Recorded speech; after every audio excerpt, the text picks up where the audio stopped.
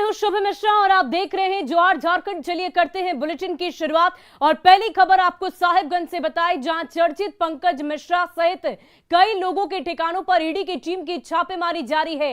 इनमें साहिबगंज से भागलपुर तक के 6 से अधिक पत्थर कारोबारी शामिल हैं। छापेमारी में झारखंड के अलावा बिहार और बंगाल की ईडी की टीम भी शामिल है। जानकारी के मुताबिक साहिबगंज में पंकज मिश्रा और ट्रांसपोर्टर दाहू यादव के साथ कई पत्थर कारोबारी के ठिकानों पर छापेमारी चल रही है। इस छापेमारी में सीआरपीएफ के जवान भी शामिल हैं। भागलपुर में भी कुछ जगहों पर छापेमारी की बात सामने आई है। बताया जा रहा है कि बिहार की टीम इन पत्थर कारोबारियों के यहां छापेमारी कर रही है, क्योंकि गाड़ियों का रजिस्ट्रेशन बिहार का कराया गया है और सभी वाहनों के कागजात खंगाले जा रहे हैं। और इस पूरी खबर की अधिक जानकारी के लिए हमारे संवाददाता शंकर आनंद हमारे साथ दिल्ली से जुड़ चुके हैं। शंकर, ये बताइए कि ईडी की छापेमारी मामले में अब तक क्या कुछ अपडेट है, क्योंकि कई लोकेशन पर छापेमारी चल रही है, क्या क्या चीजें सामने आई है अब तक? देखिए, ईडी की छापेमारी के दौरान अभी कई ऐसे दस्तावेज बरामद हुए हैं जो उन आरोपियों के पास नहीं होना चाहिए, जिसमें कि कई ऐसे सरकारी दस्तावेज हैं और खास तौर पर झारखंड से जुड़े हुए झारखंड के कई अलग अलग विभाग और मंत्रालय से जुड़े हुए जो दस्तावेज हैं वो उन आरोपियों के अब आज से बरामद किया गया है, जिसको देख करके ईडी की टीम भी काफी आश्चर्यचकित हो रही है, क्योंकि वो दस्तावेज वहां पर नहीं होने चाहिए थे जो वहां पे प्राप्त किया गया है। इसके साथ ही कई ऐसे टेंडर और टेंडर से जुड़े हुए किस तरह से फर्जीवाड़े को अंजाम देने के लिए जो कई ऐसे महत्वपूर्ण जो दस्तावेज हैं कि वो दस्तावेज भी बरामद हुआ है। लिहाजा इस मामले को देखते हुए आरोपियों के घर में से कई इलेक्ट्रॉनिक जो एविडेंस है उसको इकट्ठा किया गया है और उसको अपने साथ में ईडी की टीम जब्त कर रही है। और जिस तरह से आज 20 लोकेशन पे छापेमारी की जा रही है ईडी के द्वारा, इसी छापेमारी के दौरान कई ऐसे महत्वपूर्ण खास तौर पर इलेक्ट्रॉनिक जो एविडेंस है उसको इकट्ठा किया गया है और ईडी की टीम लगातार इस मामले में सर्च ऑपरेशन को अंजाम दे रही है। जो सर्च ऑपरेशन है लगातार आज 6 बजे तक चलता रहेगा और इस सर्च ऑपरेशन को अंजाम देने के लिए तकरीबन 150 से 200 ईडी के अधिकारी जुटे हुए हैं। इसके साथ ही तकरीबन 200 लगभग में जो सीआरपीएफ के जवान हैं वो जुटे हुए हैं, जो सर्च वाले लोकेशन की सुरक्षा व्यवस्था कर रहे हैं। और इस मामले पर लगातार जो भी सर्च ऑपरेशन के दौरान में जो सामान बरामद हो रहा है या जो डॉक्यूमेंट्स बरामद हो रहा है उसको जब्त करने के बाद इस मामले की जानकारी शंकर, इन तमाम अधिकारियों पर अब आगे क्या कुछ कार्रवाई की जाएगी, क्योंकि कई तरह के ऐसे दस्तावेज सामने आ रहे हैं जो इनके पास नहीं होना चाहिए। अब ऐसे में छापेमारी के बाद आगे क्या कुछ इन पर एक्शन लिया जाएगा? देखिए, अब आज जो है देर शाम तक इस छापेमारी की प्रक्रिया को अंजाम दिया जाएगा और अगर जरूरत पड़ी तो कल भी इस सर्च को कंटिन्यू किया जाएगा। सर्च ऑपरेशन जब कंप्लीट हो जाएगा उसके बाद कई आरोपियों को पूछताछ का नोटिस भेजा जाएगा और उसके बाद पूछताछ की प्रक्रिया में शामिल होने के लिए उन्हें रांची स्थित जो जोनल ऑफिस है वहां पर बुलाया जाएगा और उस जगह पे पूछताछ की जाएगी। पूछताछ के दौरान अगर वो आरोपी सहयोग करते हैं जांच एजेंसी को तब तो ठीक है, अगर नहीं करते हैं तो निश्चित तौर पे उस आरोपी में से कई आरोपियों की गिरफ्तारी भी बहुत बहुत शुक्रिया हमारे साथ जुड़ने के लिए शंकर आनंद, तमाम जानकारी के लिए। तो ये बड़ी जानकारी आप तक पहुंचा रहे थे। 20 से अधिक ठिकानों पर छापेमारी इस दौरान की जा रही है और सीआरपीएफ की भी मदद ली जा रही है।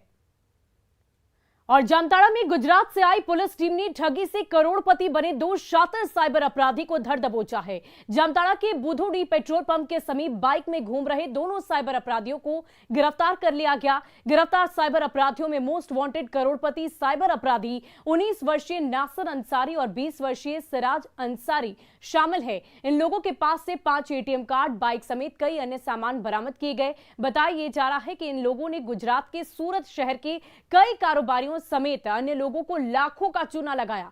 फिलहाल गुजरात पुलिस दोनों साइबर अपराधियों को ट्रांजिट रिमांड पर अपने साथ ले गई है।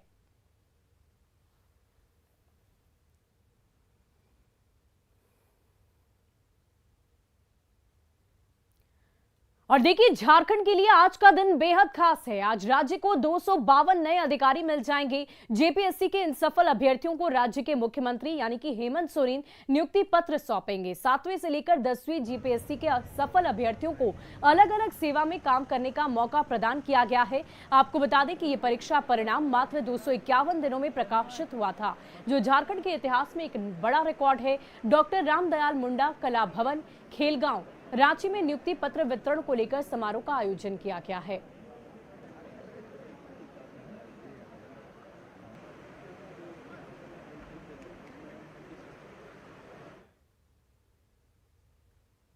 और चलिए अब बात करते हैं NH-33 के सुहाने सफर की। प्रधानमंत्री नरेंद्र मोदी 12 जुलाई को NH-33 का उद्घाटन करेंगे। करीब 803 करोड़ की लागत से तैयार 93 किलोमीटर सड़क का काम अब पूरा हो चुका है। कुल 4 भाग में 163 किलोमीटर 4 लेन सड़क का निर्माण होना है। पिछले 10 साल से सड़क निर्माण का कार्य चल रहा है। NH-33 को झारखंड, बंगाल और उड़ीसा का लाइफलाइन कहा जाता है। रांची के रामपुर से चौका और चौका से शहर बेड़ा तक ये सड़क तैयार की गई है। 12 जुलाई को देश के प्रधानमंत्री नरेंद्र मोदी का झारखंड आगमन होना है। इस दिन पीएम नरेंद्र मोदी झारखंड की जनता को कई योजनाओं की सौगात देंगे। उन्हीं योजनाओं की सौगात में एक नाम NH-33 से भी जुड़ा है। इस वक्त हम जिस जगह पर खड़े हैं, अगर आप मेरे ठीक पीछे इस रामपुर के नाम को पढ़ें तो इस रामपुर से लेकर चौका और चौका से लेकर शहर बेड़ा तक 2 खंड में सड़क निर्माण का काम पूरा हो चुका है। तकरीबन 803 करोड़ रुपए 93 किलोमीटर के लिए खर्च किए गए हैं। वैसे तो अगर इस 4 लेन सड़क की बात करें तो 163 किलोमीटर का काम होना है और 4 भागों में इसे बांटा गया है। इस NH-33 को झारखंड, बंगाल और उड़ीसा के लिए लाइफलाइन कहा जाता है। लेकिन अगर इसके इतिहास की बात करें तो पिछले 10 साल से भी ज्यादा समय का वक्त बीत चुका है, लेकिन आज तक इस पूरे सड़क का निर्माण नहीं हो सका। लेकिन एक अच्छी बात यह जरूर है कि जो 2 खंड में 2 भागों में अलग अलग सड़क का निर्माण कार्य होना था वो पूर्ण हो चुका है और अब देश के प्रधानमंत्री नरेंद्र मोदी के हाथों खुद इस सड़क का उद्घाटन 12 जुलाई को होने जा रहा है। वही NH-33 पर यात्रा करते वक्त आपको प्रकृति का सुखद आनंद महसूस होगा। तैमारा घाटी में जंगल और पहाड़ के बीचों बीच बनी सड़क आपका मन मोह लेगी। इस सड़क से गुजरते वक्त आपको ऐसा लगेगा जैसे मनमोहक वादियां बाहें फैलाए आपका स्वागत कर रही है। NH-33 पर जब आप सफर के लिए निकलेंगे तो खूबसूरत वादियां बाहें फैलाए आपका स्वागत करती हुई नजर आएंगी। ये तस्वीर, ये मनमोहक तस्वीर इसी NH-33 की है जिसका हम जिक्र कर रहे हैं और जिसका उद्घाटन देश के प्रधानमंत्री नरेंद्र मोदी 12 जुलाई को करने जा रहे हैं। जहां तक आपकी नजर जाएगी आपको सिर्फ और सिर्फ ऐसे पहाड़, जंगल, प्रकृति की खूबसूरती आपको देखने को मिलेगी। इन झुरमुटों के बीच प्रकृति का आनंद लेने का इससे अच्छा कोई स्थान शायद नहीं हो सकता है। ये जितना खूबसूरत है शायद उतना ही खतरनाक भी है कि कई बार लोग यहाँ सफर करते वक्त इस प्रकृति का आनंद लेते हुए अक्सर धोखा खा जाते हैं, दुर्घटना घट जाती है। जहाँ तक इस कैमरे की नज़र से अगर आप देखें तो धूप और छांव के बीच जो पहाड़ी आपको दिख रही है, छोटे बड़े पहाड़, ये दूर तक, मतलब इस NH-33 की अगर हम बात करें, हम रामपुर से जमशेदपुर वाले रास्ते में हैं और अगर आप दूर तक देखें तो इस सड़क पर आपको कई तरह की तस्वीरें, कई तरह की खूबसूरत नज़ारे आपको देखने को मिल जाएंगी। लोग यहाँ से गुजरते वक्त अक्सर इन नज़ारों को देखते हैं, उन्हें अच्छा लगता है। खासकर अगर हम शाम के वक्त बात करें तो लोग परिवार के साथ यहाँ आते हैं और कुछ समय बिताते हैं। इसलिए NH-33 का कितना महत्व है और NH-33 जब आज पूरी तरह से 12 जुलाई को झारखंड की जनता को सुपुर्द कर दिया जाएगा, तब आप समझिए कि ये नज़ारा और भी कितना ज़्यादा सुहाना होगा। और राजधानी रांची से जमशेदपुर जाते वक्त भुइयांडीह के पास आम लोगों के साथ साथ हाथियों के आने जाने के लिए भी रास्ता बनाया गया है। इस रास्ते का नाम एलिफेंट अंडरपास दिया गया है। एलिफेंट अंडरपास बनने से पहले हाथियों का झुंड गांव के लोगों को परेशान किया करता था। हाथियों के द्वारा धान खाने से लेकर लोगों के मिट्टी के मकान तोड़ने तक की कई तरह की घटनाएं घट चुकी है। NH-33 पर आम लोगों के आने जाने के लिए ही नहीं बल्कि हाथियों के जंगल से दूसरी तरफ जाने के लिए भी मतलब एक जंगल से दूसरे जंगल तक जाने के लिए भी रास्ता बनाया गया है। इस रास्ते का नाम एलिफेंट अंडरपास दिया गया है। मैं उसी एलिफेंट अंडरपास के नीचे खड़ा हूं और ऊपर से जो गाड़ियां हैं वो पार होती हैं। सबसे पहले जो नज़ारा है वो दिखाते हैं कि जो सामने अगर आप देखें उस ओर बड़ा, आप चारों तरफ आपको सिर्फ और सिर्फ जंगल और बड़े बड़े पहाड़ देखने को मिलेंगे। और ये कहा जाता है कि उस ओर से हमेशा ही हाथियों का झुंड दूसरी ओर की ओर पार करता है। क्या ये सही है? इधर से क्या होता है? हाथी आता है? हाथी आता है। अच्छा, हाँ। अभी देखे कभी? ना देखी नहीं, मतलब कितना दिन पहले आया? ना एक महीना हो गया। महीना भर हो गया? एक महीना। ये कौन सा पहाड़ है? ये तो अयोध्या पहाड़ मालूम है, बोला अयोध्या पहाड़ संगे मैंने जो कनेक्शन है। कनेक्शन? हाँ। तो इधर से इधर जाता है हाथी? हाँ, हाथी इधर से पार हो इधर। अच्छा, आप कौन से गांव के रहने वाले हैं? हमें रहने का पुरुलिया।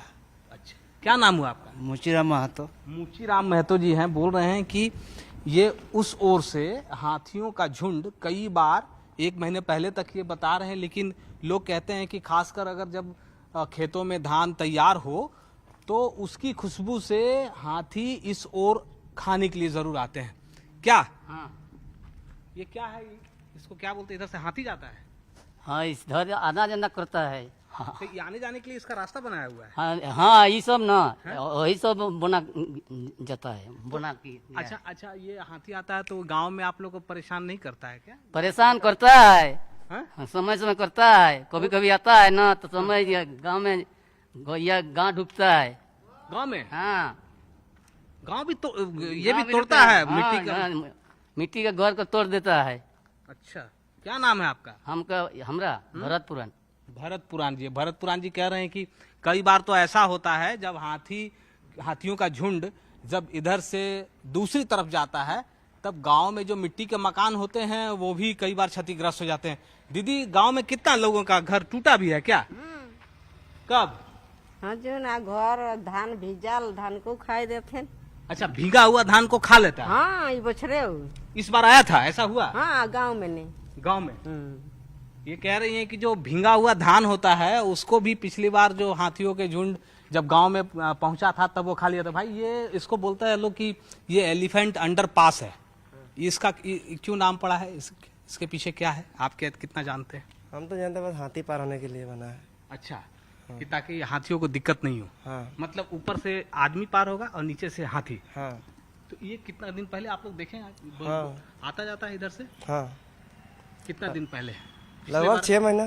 6 महीने पहले आप देखे हैं? बना है यहाँ हाथी इस बार एक बार भी पार नहीं हुआ इसमें। इधर से नहीं देखे हैं जाते? नहीं बना था तो ऐसे गांव में घुस जाता था? हाँ, ऐसे पार हो लेता था, नहीं बना था उस टाइम। ओ, ये कह रहे हैं कि इसको तैयार किए हुए 6 महीने पहले तैयार हुआ है और इससे पहले जब नहीं था तो लगातार यही रूट, एक तरफ से दूसरी तरफ हाथियों के जाने का ये रूट है। इसलिए यहाँ NH 33 पर ये एलिफेंट अंडरपास बनाया गया है। आप समझ लीजिए कि मैंने पहले ही कहा कि लोगों के लिए ही नहीं, हाथियों के लिए भी इस बात की पुख्ता व्यवस्था की गई है कि कहीं से कोई आने जाने में कोई परेशानी ना हो, क्योंकि झारखंड के अंदर जंगल और पहाड़ के साथ साथ जीव जंतुओं का एक बहुत बड़ा महत्व है और उनको भी जिंदा रखना प्राथमिकता में है। कैमरा पर्सन संत के साथ अविनाश कुमार, न्यूज़ 18 रांची। और NH 33 पर सफर करने वाले राहगीर अक्सर प्रकृति की गोद में बसे वादियों का आनंद लेने के लिए ठहर जाते हैं। स्थानीय लोगों ने इस बात को कबूला है कि इस इलाके को वादियों की रानी कहा जाता है। अब पहले के मुकाबले रांची या जमशेदपुर आने जाने में वक्त भी कम लगता है। देखिए सर, एक्चुअली क्या है ना, बुंडू का हमारा तमार का ये रास्ता है और ये जो नज़ारा है ये एक प्रकार की वादियों का रानी है। एक हमारा झारखंड में नेतरहाट की रानी है और दूसरा नंबर यही आता है। आप इससे कुछ दूर और आगे बढ़ेंगे तो देखेंगे कि सामने इतना सुंदर मतलब नज़ारा है, खाई भी है और एक झरने बहने का जगह है, बहुत सुंदर नज़ारा है सर। और दूसरी तरफ जाए तो कुछ मिलता है कि नहीं? जी वैसा तो नहीं, इसके अलावा दूसरा बगड़ू पहाड़ जो है ना वहाँ ज़्यादा मजा आता है। बढ़िया है, यहाँ आदमी दूर दूर से जो भी यहाँ से गुजरते हैं यहाँ एक बार रुक के यहाँ का नज़ारा देखते हैं। ये जो रोड जो बन रही है ये काफ़ी बढ़िया, यहाँ के आदमी के लिए सारे मतलब क्या बोलेंगे, सब यहाँ बहुत बढ़िया सुविधा भी हो गया है। जैसे हम लोग आने जाने के लिए यहाँ काफ़ी खतरा, यहाँ चोरी सब बहुत सारा हुआ करता था। तैमरा घाटी आदमी पहले रात में गुजरने के लिए डरता था। और देवघर आध्यात्मिक नगरी होने के साथ साथ पर्यटन स्थल भी है। खासतौर पर देवघर नगर निगम क्षेत्र में 1 दर्जन से ज्यादा पार्क हैं, जिनमें से कुछ पार्क ऐतिहासिक महत्व भी रखते हैं। कोरोना के कारण 2 साल तक बंद पड़ी पार्कों को फिर से पुनर्जीवित किया जा रहा है और ऐतिहासिक पार्कों को श्रद्धालुओं से जोड़ने के लिए निगम कई तरह की पहल करने जा रहा है। ये पूरी रिपोर्ट देखिए।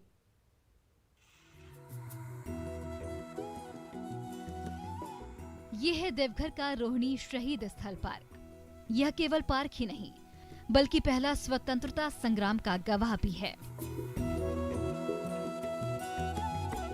इस पार्क में 16 जून 1857 को स्वतंत्रता संग्राम सेनानी अमानत अली, सलामत अली और शेखारो को अंग्रेजी हुकूमत ने फांसी दी थी। ये तीनों शहीद प्रथम स्वतंत्रता संग्राम सेनानी रहे हैं। जिस जगह पर आम के पेड़ से लटकाकर उन्हें फांसी दी गई थी, उसी जगह पर आज यह शहीद स्मारक बना है। जिले में ऐसे कई पार्क हैं जो काफी ऐतिहासिक हैं। श्रावणी मेले में श्रद्धालुओं को इन पार्कों के प्रति आकर्षित करने के लिए अब इन्हें बेहतर रूप से सजाया संवारा जा रहा है। पार्क पिछले कोविड में 2 से 2.5 साल तक बंद रहा है और इस साल सावन लग रहा है। ये हम लोगों के लिए भी खुशी की बात है। बहुत लोग आ रहे हैं घूमने के लिए, पूजा करने के लिए। लोकल लोगों का भी भीड़ रहेगा पार्क में। ये सब देखते हुए साफ सफाई चल रही है और हम लोगों को भी आशा है कि अच्छा चलेगा पार्क में भीड़ रहेगा और उसकी तैयारी हम लोग चेक कर रहे हैं। देवघर नगर निगम के अंतर्गत आने वाले 1 दर्जन पार्क के सभी संचालक हाउस निगम के इस पहल से काफी खुश हैं।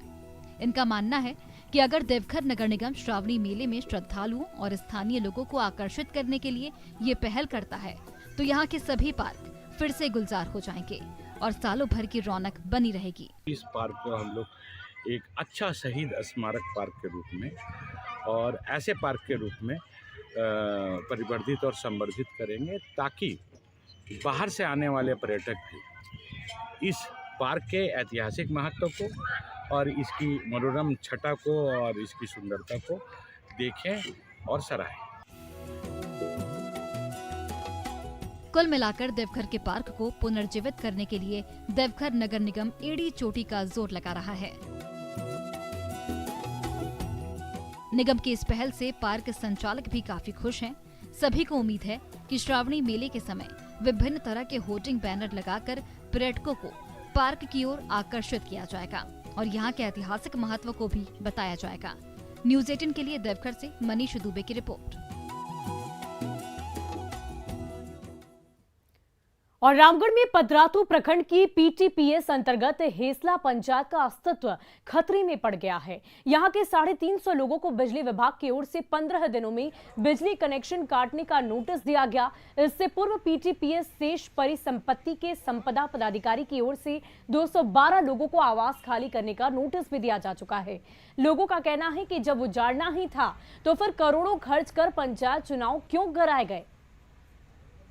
अभी मैं मौजूद हूं पतरातू प्रखंड के हेसला पंचायत में। आप हमारे पीछे देख सकते हैं, यहां पर हेसला पंचायत के सैकड़ों लोग जमा हैं। दरअसल हेसला पंचायत का वजूद जो है, अस्तित्व जो है खतरे में है।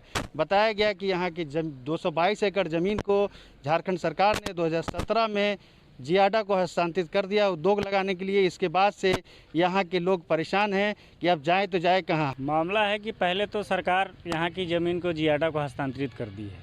2017 में 222 एकड़ ज़मीन जो है वो जियाडा को हस्तांतरित कर दी गई है। अभी उस समय से हम लोग नोटिस दिया गया कि आप खाली कीजिए 1 सप्ताह के अंदर में। बताइए 50-60 साल से लोग यहाँ रह रहे हैं, अब ये लोग कहाँ जाएंगे। दूसरी, अभी वर्तमान 4 तारीख को हम लोग को नोटिस दिया गया है कि आप लोगों का बिजली काट दिया जाएगा। यहाँ जो 400 दुकानदार है उन लोगों का भी बिजली काट दिया जाएगा। तो जब बिजली कट जाएगा उसके बाद लोग ऐसे ही चले जाएंगे परेशान होकर के। तो सरकार का ये रवैया किसी भी तरह से न्यायसंगत भी नहीं है। बिजली और पानी तो हमारा मौलिक अधिकार है। झारखंड सरकार भी कहती है कि बेटी बचाओ बेटी पढ़ाओ, और अगर उजाड़ रहा है तो इतना में एक को बेटी है कि नहीं है। सरकार योजना दिलाती है कन्या उत्थान के लिए, इतना इतना पठन सब शिक्षित विहीन कर देगा तो हम लोग कहाँ जाएंगे, क्या करेंगे। बिजली कटने वाली है, हिसला पंचायत का अस्तित्व जो है खतरे में है, कैसे देखते हैं? सर यहाँ 50 साल से आदमी रह रहे हैं, 50-60 साल से रह रहे हैं। बहुत से यहाँ बच्चे लोग हैं जो यहीं पढ़ाई कर रहे हैं, किसी की पढ़ाई चल रहा है, कोई बाहर से भी पढ़ाई कर रहे हैं, कोई यहाँ भी पढ़ाई कर रहे हैं। और अचानक से अगर ये लाइन बिजली काट दिया जाए तब तो सर बहुत परेशानी हो जाएगी यहाँ पे। ये भी कहना है कि जब हिसला पंचायत का अस्तित्व को मिटाना था तो यहाँ पर पंचायत चुनाव क्यों कराए गए, इसमें लाखों रुपए क्यों खर्च किया गया। ये भी बताया गया कि यहाँ पर विकास के कई कार्य यहाँ पर कराए गए जिसमें सरकार का करोड़ रुपए लगा है, वो भी जब पंचायत का अस्तित्व खत्म होगा तो उसे भी यहाँ से हटाना पड़ेगा। जावेद खान, न्यूज़ 18, रामगढ़। और अंतर्राष्ट्रीय तीरंदाज दीप्ति कुमारी को रेलवे में नौकरी के लिए नियुक्ति पत्र सौंपा गया। रांची के अनगढ़ा प्रखंड के जोनहा की अंतर्राष्ट्रीय तीरंदाज दीप्ति कुमारी अब रेलवे में जूनियर क्लर्क बन गई है। रांची के हटिया स्थित डीआरएम कार्यालय में दीप्ति को नियुक्ति पत्र सौंपा गया। कोच रोहित कोयरी के मार्गदर्शन में दीप्ति ने 2014 से तीरंदाजी की शुरुआत की और अपने बेहतर प्रदर्शन से लगातार आगे बढ़ती रही। आर्थिक स्थिति खराब रहने के बावजूद दीप्ति ने हार नहीं मानी और अपने माता पिता के संघर्ष के साथ अपनी लगन से मंजिल की ओर बढ़ रही है।